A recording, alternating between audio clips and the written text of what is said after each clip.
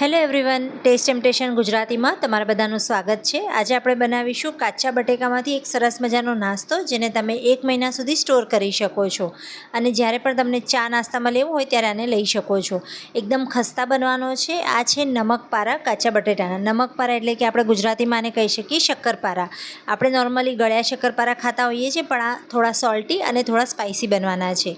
તો એના માટે મેં અહીંયા આગળ 3 નાની સાઇઝના બટેકા લીધા છે અને હા, જેમ મેં જણાવ્યું, આમાં મોણ આપણે એકદમ નાના બરાબર નાખવાના છે, એટલે એકદમ ઓછું નાખવાના છીએ, એટલે તેલની પણ બચત થઈ જશે। તો હવે અહીંયા આપણે બટેકાને, જે કાચા બટેટા છે એની છાલ તો મેં ઓલરેડી ઉતારી રાખી છે, બસ એના નાના ટુકડા કરવાના છે।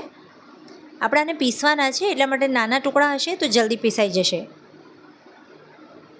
હવે એક મિક્સર જાર લઈ લઈએ અને એમાં આપણે બટાકાના ટુકડા નાખી દઈએ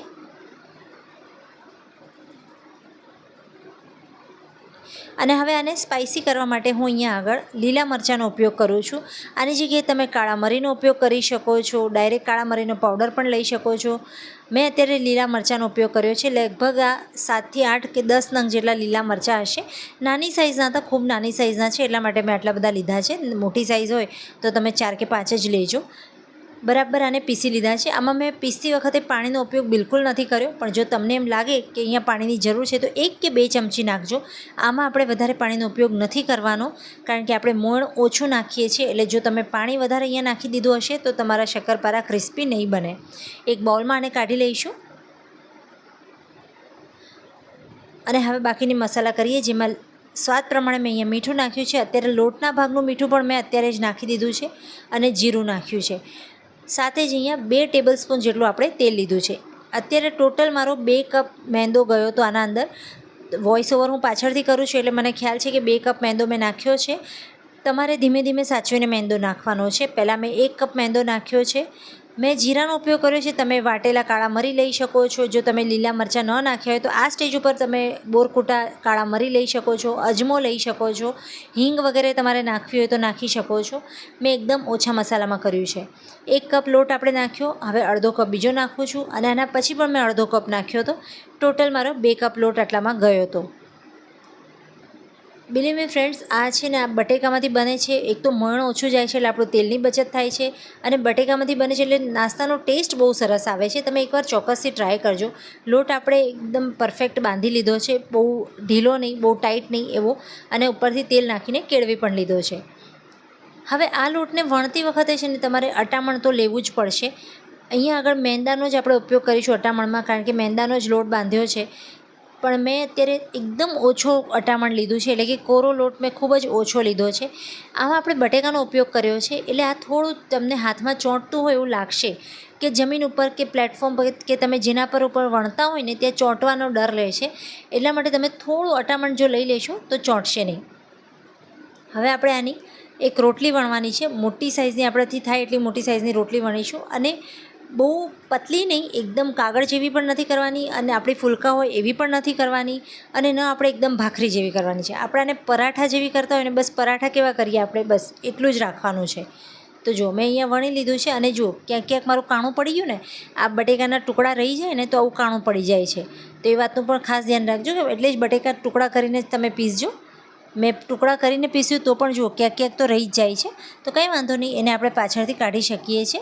પરાઠા જેટલું જાડું રાખ્યું છે, ક્યાંક ક્યાંક વધારે જાડું લાગે તો વેલણ ફેરવી લેવાનું, અને હવે આપણે આના ટુકડા કરીએ। હવે અહીંયા હું 2 રીતે તમને દેખાડું છું, એક આપણે ચોરસ ટુકડા અને એક ત્રિકોણ। તો જો પહેલાં હું તમને ત્રિકોણ બતાડું છું। જો ત્રિકોણ કરવા હોય ને તો ચોરસ ટુકડા મોટા મોટા કરજો, અને પછી આ રીતે એને ત્રિકોણ કરી લેજો।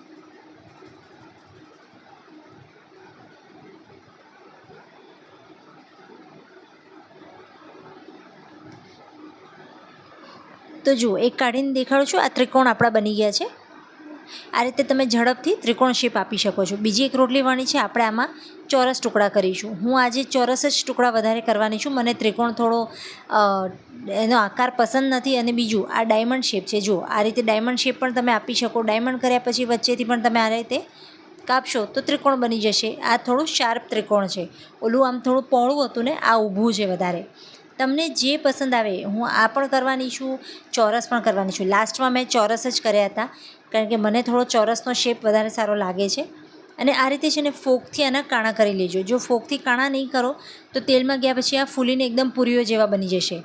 તો ફોકથી કાણા કરવા જરૂરી છે. ટૂથપીકથી પણ કરી શકો છો કે છરીના નાના નાના કટ મૂકીને પણ કરી શકો છો. તો અહીંયા આપણે આ રીતે ટ્રે ભરી લેવાની છે આખી. અને બીજા જુઓ મેં સ્ક્વેરમાં કાપ્યા છે, આને પણ મેં ફોક કરી લીધા છે. જ્યારે તમે સ્ક્વેર શેપમાં કાપો ને તો થોડા નાની સાઇઝના રાખવાના, એ દેખાવમાં સારા લાગે છે. અને ત્રિકોણિયા હોય તો થોડા ઊભા જે મેં બીજા નંબરના કર્યા ને એ વધારે સારા દેખાય છે. તો તમે એ પણ કરી શકો છો. તેલ અહીંયા ગરમ કરવા મૂક્યું હતું, તેલ આપણું ગરમ થઈ ગયું છે. ગેસની ફ્લેમ મેં થોડીવાર માટે લો કરી દીધી છે અને હવે આપણે તેલમાં આને નાખવાના છે. એક વાતનું ખાસ ધ્યાન રાખજો, એક સાથે આમ પલટી નહીં કરી દેતા, નહીં તો બધા એકબીજાને ચોંટી જશે અને પછી તમને એને અલગ કરવામાં બહુ તકલીફ પડશે. આ રીતે જેમ આપણે દાળ ઢોકળીમાં કેવું એક એક ઉચકીને નાખીએ, બસ એ રીતે જ તેલમાં હાથેથી ઉચકીને એક બે બે પીસ નાખજો, જેથી કરીને છે ને તરત જ તરીને ઉપર આવી જશે ને એકબીજા સાથે ચોંટશે નહીં.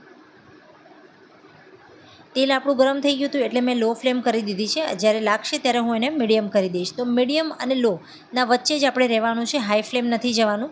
અંદર સુધી આને ખસ્તા કરવાના છે, એટલે બહુ હાઈ ફ્લેમ પર હશે તો બહારથી ચડી જશે, અંદરથી કાચા રહી જશે. અને આમાં બટેકું વાપર્યું છે એટલે આને ચડવામાં થોડી વાર લાગશે, એકાદ 2 મિનિટ વધારે સમય લાગી શકે છે. પણ બિલીવ મી ફ્રેન્ડ્સ, આ ખસ્તા બને છે, એકદમ ખસ્તા અને સુપર ટેસ્ટી હોય છે. એકવાર ચોક્કસથી ટ્રાય કરજો. તહેવારોમાં પણ બનાવજો અને મહેમાનોને ખવડાવજો. તહેવારોમાં આપણે બહુ તળેલું ખાતા હોઈએ છીએ ને એ ટાઈમે આપણને પછી એસિડિટી કે ઓઇલના કારણે વજન વધવું એ બધું થઈ જતું હોય છે. એવામાં આપણે ક્યાં તેલની કાપ મૂકી શકીએ, ક્યાંથી આપણે ઓઇલ ઓછું કરીએ એવું વિચારતા હોઈએ છીએ. એવામાં આ વાનગી ચોક્કસથી તમે બનાવજો. આમાં આપણે મોયણ તો એકદમ ઓછું વાપર્યું છે.